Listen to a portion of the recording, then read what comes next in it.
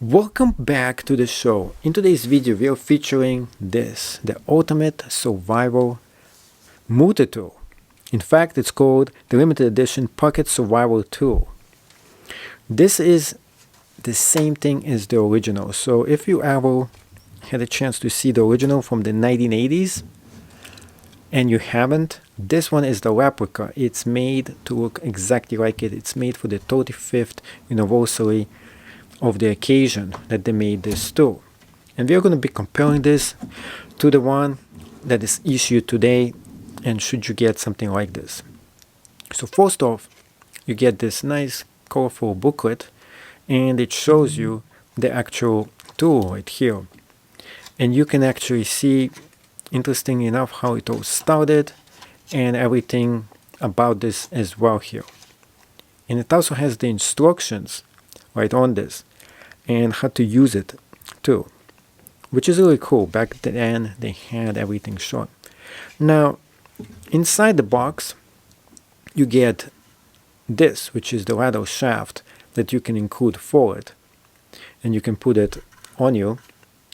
And this is also made in USA. Keep in mind, all the Leatherman's equipment is made in America. Inside here you get the actual tool, which is wrapped in this blue bag. I don't know why they use the blue bag, but it kind of looks really cool, by the way. And in it we have the Heritage Pocket Survival Tool. So it's called the Heritage. That is just the name they gave to this one, and it comes in this deep seated box here. Now the next thing you probably are wondering, how does this compare to the one that they sell today, which is mostly looks like this, which is the Wave. So back in the day they actually retrofitted it different.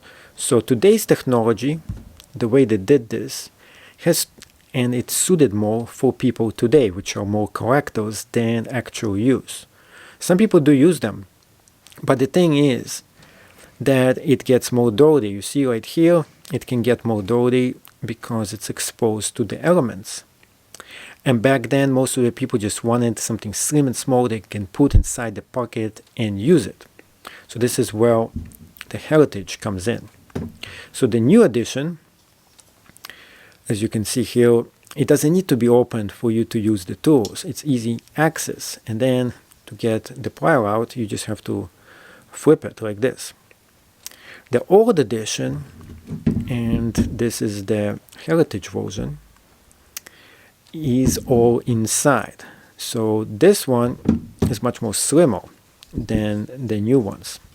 You can see the new ones are much bigger in terms of the size, just a little bit, but it also has the ruler as well. So something that you have here is you get the ruler on the matrix system on one side. So on one side it is inches, another one is the matrix system here for you to use. It says the Pocket Survival Guide, and they have this on both sides in case you need to use that. All the tools are protected inside. You might say, well, this is actually much better because everything is inside. It is protected and you cannot potentially damage the content by just dropping it, which is kind of smart what they did back in the day, where practical use was more important than looks and beauty in the 80s. So when this tool came out, it was ingenious. The ingenious thing was that everything that you could actually use was in here. When you open it up, it is no longer safe in your pocket, and now you can go start it and use them. Of course, this doesn't look this fancy as the new ones are. You can see you take the knife out. Now we have this extending on the side. So definitely it is not one of the best ways for you to go ahead and use something like this. But in case you wanted to, let's say for example you want to use just the knife. Another thing, it doesn't have the locking mechanism. So when you go right now, you go like this, it self-locks. And in the new one, it doesn't have this self-locking to it. So another thing is, if you wanted to use it, we go into the next stage, which is you have to close this whole thing down. And that's when accidents can happen. You can accidentally, cut yourself doing that. This is another step that you have to do. So 2 steps for you to get the knife in use. As you can see, it's pointing the wrong way. It's pointing inside versus outside. So outside would have been the ideal for you to actually use it, but inside is not. But at the same time, because it is inside, it locks in. You see, back then they were kind of genius. They thought about this way. So accidentally, right now, it doesn't gonna go flip on your finger this way. But if it does close in, you see, this actually stops it from closing in on your finger on the other way as well. So that's the ingenuity back of this tool, because it doesn't have an actual lock when it does close up. And this is something that the new tools actually do have, and they fix this issue. Now we have a bunch of different multi-tools that are included in here that we can use. And on one side we have those tools right here. We have about 3 different tools that they're all kind of similar. And the thing is that they were not trying to give us the best tools in the 35th anniversary. They were just trying to give us the same exact tool that actually existed back in the day.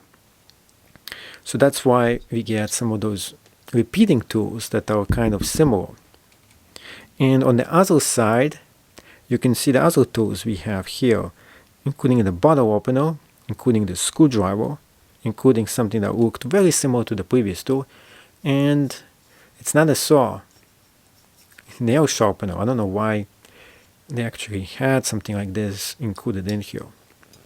But overall, again, a very nice tool. It is very small. It is really slim in size, and it's really nice looking. I do wish that they made it in different colors, a camouflage edition and blackout. That would have been really cool. Although it doesn't look, and it's not like the original deal, it's still really nice for collectors such as myself.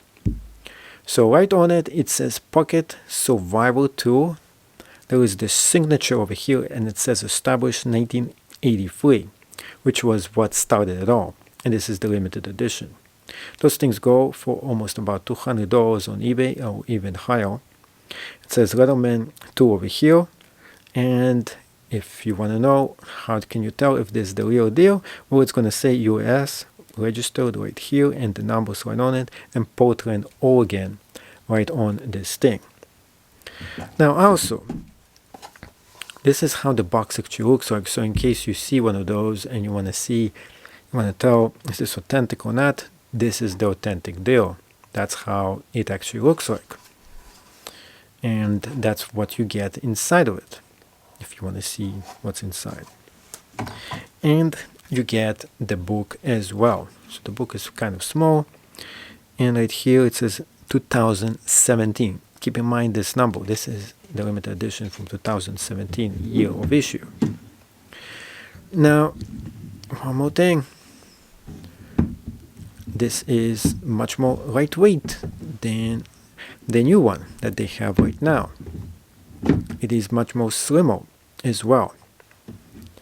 And overall, I do think you get good value if you get this at a decent price. I think this is going to just go up in value. I could totally see this go around $300 someday in the future, if not even higher, because there is a limited amount of ones that they created.